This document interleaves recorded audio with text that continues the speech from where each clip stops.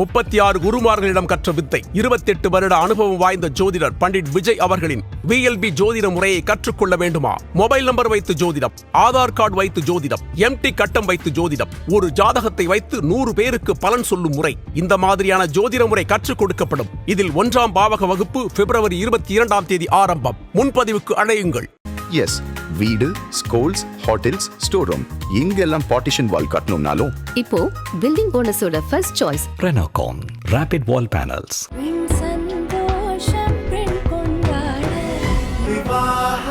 மணப்பெண்ணின் பிரத்யேகமான திருமணம் விவாஹா தி சென்னை சில்க்ஸ்.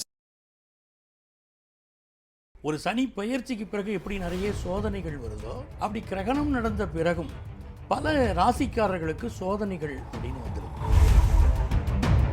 யார் யாரை பாதிக்கும் இந்த சந்திர கிரகணம் அப்படின்னு? ஆமா, அவங்க குறிப்பிட்ட நட்சத்திரங்களை நம்ம பஞ்சாங்கங்கள் சொல்லுவான். இப்போ நம்ம பஞ்சாங்கம் எடுத்தீங்கன்னா, இந்த சந்திர கிரகணம் என்னைக்கு வருது, எந்த டைம்ல வருது சார்? மார்ச் மாசம் 3ஆம் தேதி அன்னைக்கு செவ்வாய்க்கிழமை பௌர்ணமி திதி.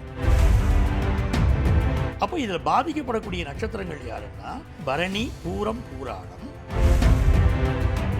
சந்திர கிரகண நேரத்தில் நம்ம முன்னோர்கள் என்ன சொல்றாங்க? வயிறு காலியா இருக்கு, வயத்துல உணவுப் பொருள் இருந்தால். தர்பைக்கு மட்டும் சந்திர கிரகணம் கிடையாதா? தர்பை, துளசி, அருகம்புல் இந்த 3 மட்டும்தான் அந்த நேரத்தில் முடிவு. தர்பை கயிறு ஒன்று போகும் இல்லையா, இறை வரைக்கும் போகுது பாருங்க, இறைவன் வரைக்கும். அப்போ அந்த தர்பைக்கு அப்படி ஒரு பவர், மந்திரத்தை கொண்டு செல்லக்கூடிய பவர். ஆதன் ஆன்மீகம் நேயர்களுக்கு அன்பு வணக்கம். தொடர்ந்து நம்மளுடைய நேயர்களுக்கு நிறைய விஷயங்கள் நம்மளுடைய ஆதன் ஆன்மீகம் சேனல் மூலயமா சொல்லிட்டு இருக்கோம். அந்த வகையில் இன்னைக்கு நாம சந்திர கிரகணம் பற்றி பேச போகிறோம். கூடிய விரைவில் சந்திர கிரகணம் வருது. சந்திர கிரகணத்துக்கு என்னென்னலாம் செய்யலாம், என்னென்னலாம் செய்யக்கூடாது, அதன் பின்னாடி இருக்கக்கூடிய விளைவுகள் என்ன அப்படின்னு பேசுறதுக்காக நம்மளோட இன்னைக்கு பேராசிரியர் மற்றும் ஜோதிடர் நங்கநல்லூர் பஞ்சநாதன் அவர்கள் இணைஞ்சிருக்காங்க. வணக்கம் சார். வணக்கம்மா. நல்லா இருக்கீங்களா? நல்லா இருக்கம்மா. சார், எல்லாரும் பயப்படுற ஒரு விஷயம், சனி பகவானுக்கு நம்ம அஸ்ட்ராலஜியில் ரொம்ப பயப்படுவாங்க. அடுத்து சந்திர கிரகணத்துக்கு தான் பயம் நிறைய இருக்கும். இந்த சந்திர கிரகணம் என்னைக்கு வருது, எந்த டைமில் வருது சார்? பொதுவாக கிரகணம் அப்படின்னு சொன்னாலே ஒரு இருட்டை தருகிறது அப்படின்னு ஆயிடுது. சனி பகவான் இருட்டை கொடுக்குறாரு பாருங்க, வாழ்க்கையில் எப்படி இருட்டை கொடுக்குறாரோ, ஒரு சனி பெயர்ச்சிக்கு பிறகு எப்படி நிறைய சோதனைகள் வருதோ, அப்படி கிரகணம் நடந்த பிறகும் பல ராசிக்காரர்களுக்கு சோதனைகள் அப்படின்னு வந்துடுது. கிரகணம் அப்போ அந்த நேரம் மட்டும் கிடையாது, அதுக்கப்புறமும் பிரச்சனைகள் இருக்கு. அந்த நேரம்ங்கிறது இல்லை, அந்த கிரகணம் நடந்ததால அதுக்கப்புறம் தான் நிறைய பிரச்சனை வருது. சில நேரங்களில் வந்து கிரகணம் நடக்கிறதுக்கு முன்னாலேயே அந்த விஷயங்கள் காட்டி கொடுக்க ஆரம்பிச்சிடும். இப்போ அந்த கிரகண நேரத்துடைய பாதிப்புகள் காரணமாக நிறைய பிரச்சனைகள் வரும். இப்போ இந்த தடவை நடக்கக்கூடிய கிரகணம் என்னன்னு கேட்டிங்கன்னா சந்திர கிரகணம். இந்த சந்திர கிரகணம் அப்படின்னா சூரிய கிரகணம்னா ராகு சம்மந்தப்படுது, சந்திர கிரகணங்கும் போது இப்போ கேது சம்மந்தப்படுது. கேது கிரகஸ்தம்னு பேர் அதுக்கு. அப்போ அந்த சந்திர கிரகணத்தினால இப்போ சந்திரன் எதை பாதிப்பார்? மனோநிலையை பாதிப்பார். பொதுவாக அப்படி தானே, ஒருத்தருடைய மனநிலை வந்து டெய்லி மாறுது. என்ன காரணம்? நம்ம ராசியில் நம்ம ஜாதகத்தில் சந்திரனுடைய நிலை மாறிக்கிட்டே இருக்கும். 12 கட்டங்கள் பாருங்கள். அந்த 12 கட்டங்களில் ஒவ்வொரு கட்டத்திலையும் சந்திரன் வந்து 2.25 நாள் இருப்பார். ஒவ்வொரு நட்சத்திரத்திலையும் தினமும் இருக்கார். அவர் நம்ம நட்சத்திரத்திலேருந்து இந்த சந்திரன் எந்த நட்சத்திரத்தில் பயணம் பண்ணுறாரோ அதுக்கு தகுந்தாப்புல மூடு மாறும். ஆமாம். இப்போ சந்திராஷ்டமம் உங்களுக்கு தெரியும். சந்திராஷ்டமம்னா எல்லாரும் பயந்துக்கிடுறாங்க. அந்த சந்திராஷ்டமம் மணிக்கு பார்த்தீங்கன்னா உங்கள் ராசிக்கு 8வது ராசி, அதில் சந்திரன் வரார். அப்படி சந்திரன் வரும்போது என்ன ஆகுது? உங்கள் மூடு ஸ்விங் ஆகுது. நெகட்டிவாக மனசை யோசிக்கிறது, ஏதாவது பிரச்சனையில் போய் சிக்கிக்கணும், வாயை மூடிக்கிட்டு அப்படிங்கிறாங்க. இப்போ நான் தினபலன் சொல்லும்போதெல்லாம் அதில் சொல்லுவேன், இன்றைக்கி வந்து உங்களுக்கு சந்திராஷ்டமம், எந்த காரணம் கொண்டும் நீங்கள் வந்து அடுத்தவங்க விஷயத்தை தலையிடாதீங்க, ஆஃபீஸில் மற்றவங்களை திட்டி பேசாதீங்க, உங்கள் ஹெல்த்தை பாருங்கள், உங்கள் அம்மாவுடைய ஹெல்த்தை பாருங்கள், இதெல்லாம் நாங்கள் சொல்லிக்கிட்டே வருவோம். அந்த சந்திரனுக்கு 8ஆம் இடத்துக்கு வந்தாலே அப்படின்னா அதுக்கு கிரகணம் பிடிச்சிச்சு வச்சுக்கிடுங்க.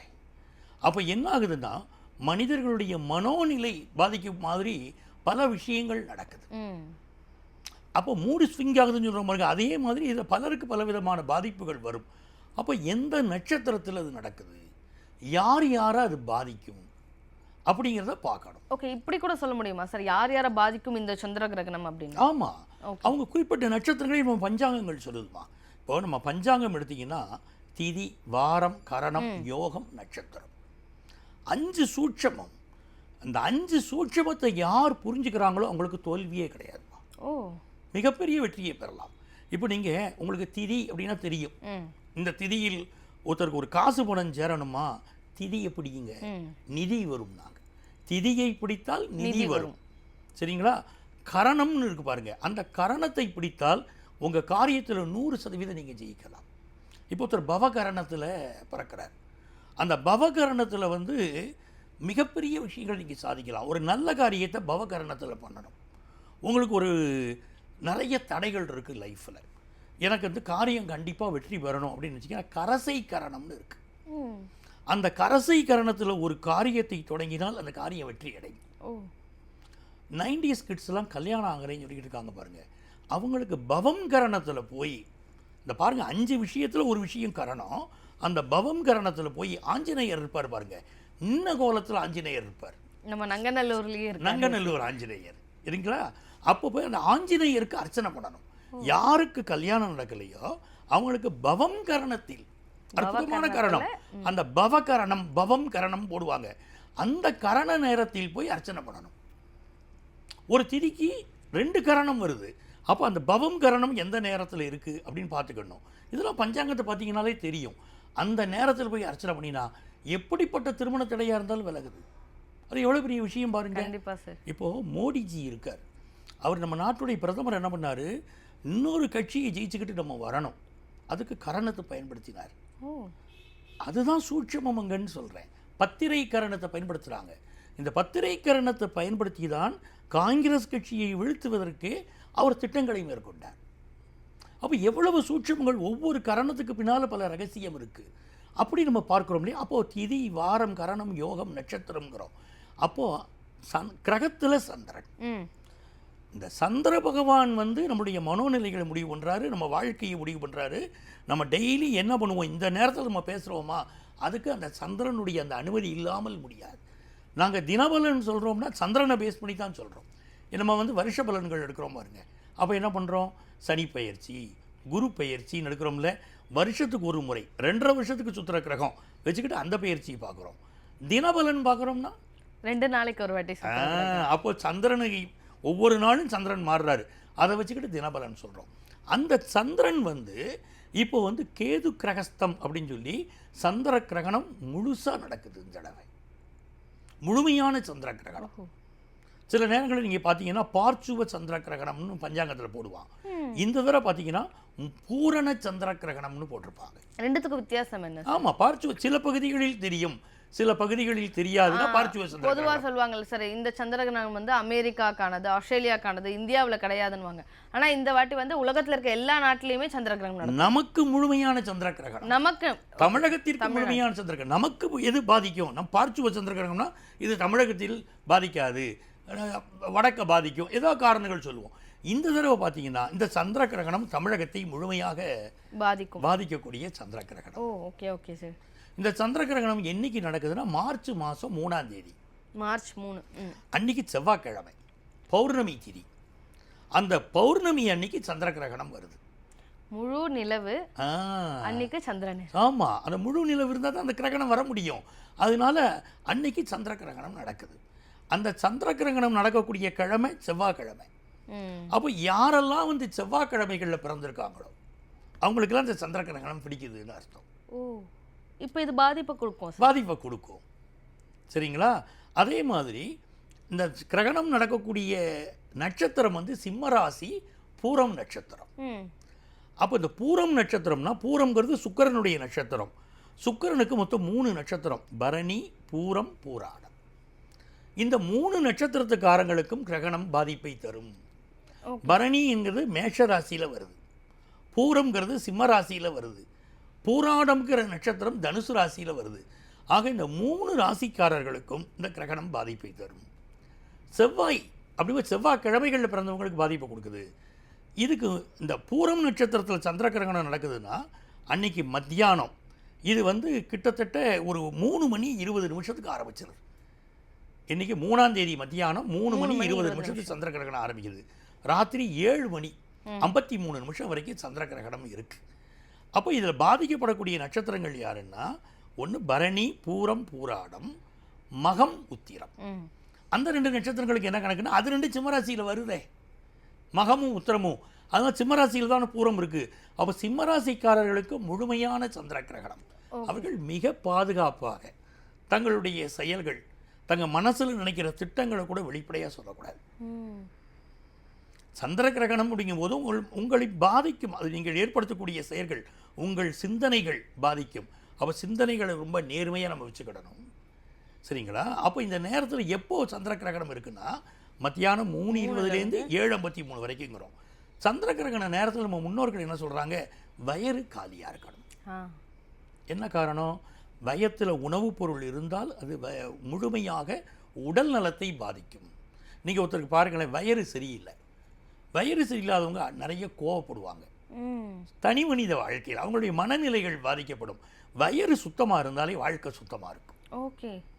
இவங்களுக்கு அந்த நேரத்தில் வயிறில் உணவுப் பொருட்கள் இருக்கிற போது இந்த கிரகணம் தாக்குதல் அந்த நேரத்தில் இருந்துச்சுன்னா இவர்களுடைய உடல் நலம் பாதிக்கப்படும், மனநலம் பாதிக்கப்படும். அதனால தான் நம்ம முன்னோர்கள் என்ன சொல்லிட்டாங்கன்னா வயிறு சுத்தமாக இருக்கணும். அந்த நேரத்தில் இந்த நட்சத்திரக்காரர்கள்னு இல்லாமல் பொதுவாக யாருமே உணவு எடுத்துக்காமல் இருக்கிறது நல்லது. அத்துணை பேரும் வயிறு காலியாக தான் இருக்கணும். காலையில் என்ன பண்ணிடணும்னா இந்த கிரகணம் ஆரம்பிக்கிறதுக்கு 6 மணி நேரத்துக்கு முன்னாடி, இது 3:20க்கு கிரகணம் ஆரம்பிக்கிறது வச்சுக்கோங்க, இங்கே ஒரு 3 மணி நேரத்துக்கு முன்னாடி ஒரு 3 மணி நேரம் அப்படின்னு கணக்கு பண்ணிக்கணும் நீங்கள். அப்போ காலையில் 9 மணிக்கு சாப்பிட்டுட்டோமா 9 வரைக்கும் சாப்பிட்டோமா அமைதியாகிடணும் அன்னைக்கு. அதுக்கு பிறகு வயிறு காலியாகத்தான் இருக்கணும். அப்படி இருந்தால் உங்களுக்கு பாதகம் இல்லை. இது யாருக்கு விதிவிலக்கு? வயசானவங்களுக்கு முடியாது, கர்ப்பிணி பெண்கள் அவங்க பார்த்துக்கிடணும். அப்போ யாருக்கு விதிவிலக்குங்கிறது இருக்குது. ஆனால் முடிந்தவரை அந்த நேரத்தில் சாப்பிடாமல் இருக்கிறது தான் எல்லா நட்சத்திரத்துக்காரர்களுக்குமே நல்லது. சார், இப்போ பொதுவாகவே இந்த சந்திர கிரகணம் அப்படின்னாலே கர்ப்பிணி பெண்களுக்கு ஆபத்து அதிகம், ரொம்ப அமைதியாக இருக்கணும், வீட்டுக்குள்ளேயே இருக்கணும் அப்படின்னு சொல்லிட்டு நம்ம ரிச்சுவல்ஸில் இருக்குது. ஏன் கர்ப்பிணி பெண்களுக்கு மட்டும் இந்த ரூல்ஸ்? வயத்தில் இருக்கக்கூடிய உணவுப் பொருளே பாதிக்குங்கிறோம். வயத்தில் குழந்தை இருக்க, அப்போ எவ்வளோ பாதுகாப்பாக அவங்க இருக்கணும்.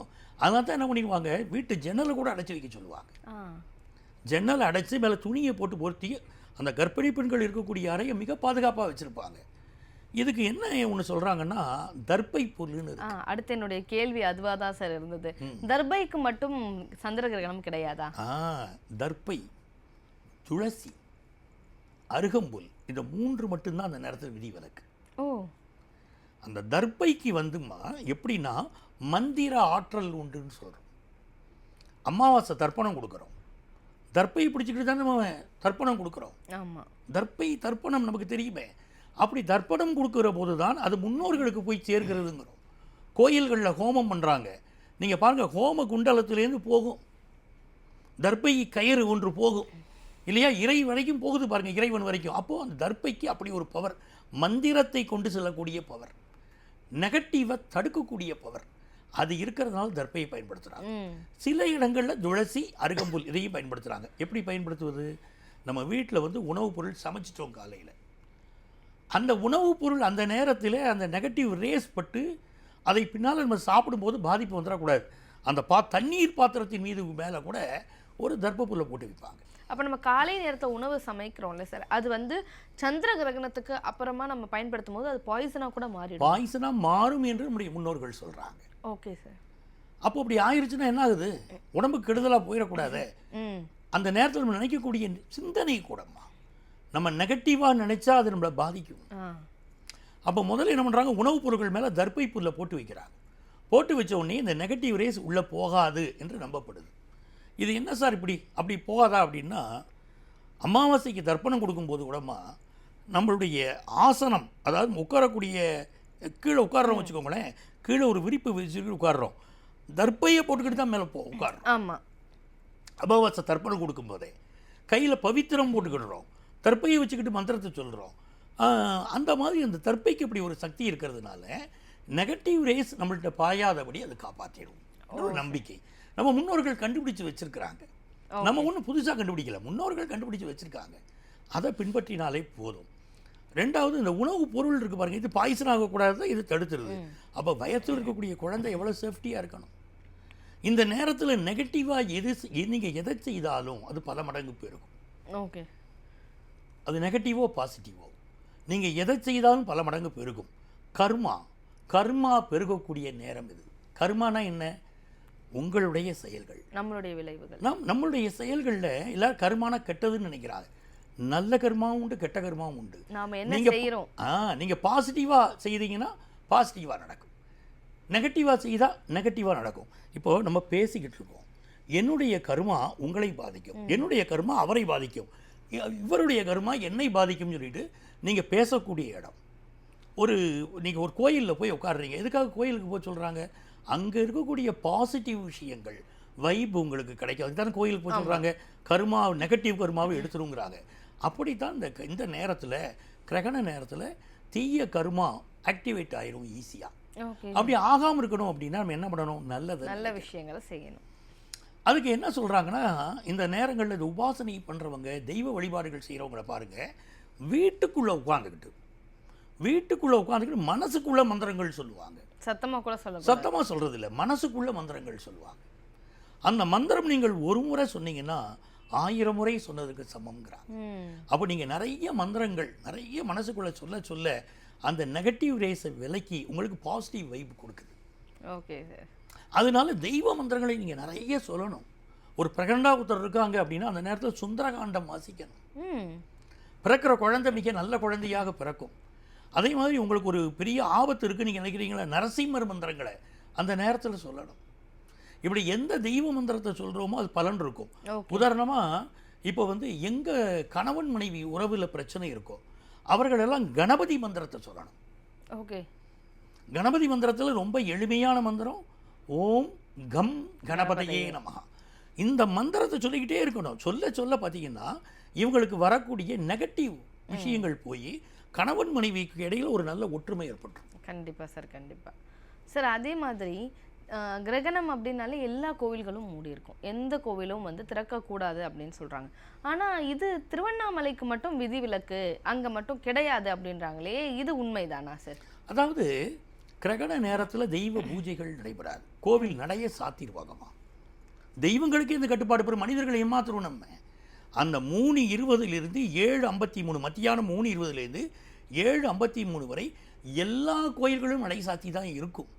அப்படி நடை சாத்தி இருந்து அதுக்கு பிறகு 8 மணிக்கு பிறகுதான் அந்த கோயில்கள் நடை திறப்பாங்க. சில கோயில்கள் அதுக்கப்புறம் தான் அந்த பூஜைகள்லாம் நடக்கும். நமக்கும் கூட இந்த 8 மணிக்கு பிறகுதான் நம்ம குளிச்சுட்டு அதுக்கப்புறம் தான் சாப்பிட உட்காரணும். சில இடங்களுக்கு மட்டும்தான் விதிவிலக்கு, அது அபூர்வமாக திருவண்ணாமலையே சொல்கிறார்கள்.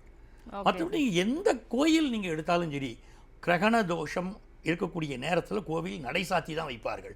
அதுக்கு இந்த கோயில் அந்த கோயிலில் விதிவிலக்கா எங்கேயாவது சில கோயில்கள் இருக்கிறதான்னு பார்க்கணும். ஆனால் பெரும்பாலும் கோயில்கள் நடை சாத்தி தான் இருக்கும். ஏனென்றால் அது நெகட்டிவ் ரேஸ் பாயக்கூடாது அப்படிங்கிறதுக்காக. கண்டிப்பாக சார். இன்றைக்கி நம்ம வரக்கூடிய சந்திர கிரகணத்துலேருந்து எப்படி தன்னைத்தானே காப்பாற்றிக்கணும், இல்லை ரொம்ப பாதுகாப்பாக இருக்கணும், கர்ப்பிணி பெண்கள் எப்படி இருக்கணும், வயசானவங்க எப்படி இருக்கணும் அப்படின்னு சொல்லிட்டு ரொம்ப தெளிவாக சொன்னீங்க. ரொம்ப எங்களுடைய நேயர்களுக்கு பயனுள்ளதாக இருக்கும் சார். நன்றி. ரொம்ப நன்றி.